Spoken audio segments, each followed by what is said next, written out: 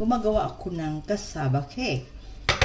Unang ingredients ay cassava, maniok dito sa Sri Lanka, coconut milk, ayan na ilagay ko na.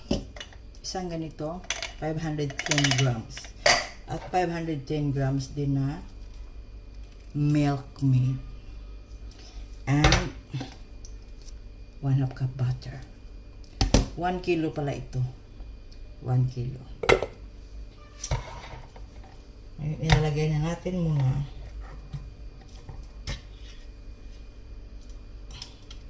At may nakalimutan pala ako. 2 itlog.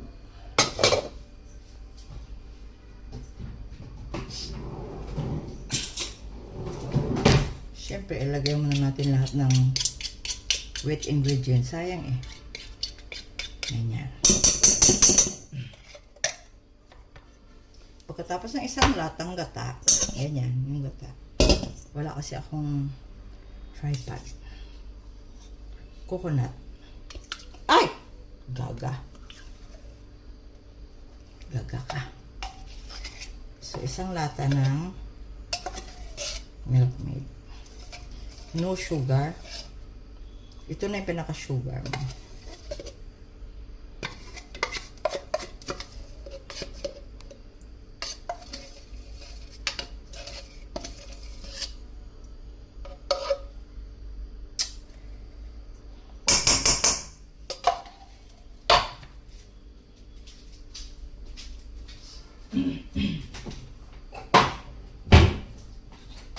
Itlog. Ang itlog ay, sabi muna natin yan ha.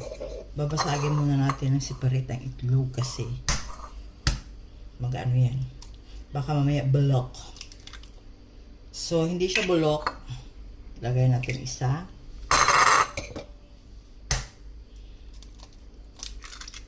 So, hindi rin siya bulok. 2.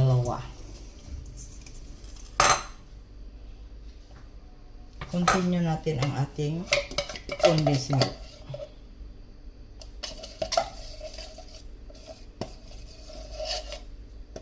Hindi ko ito i-bake.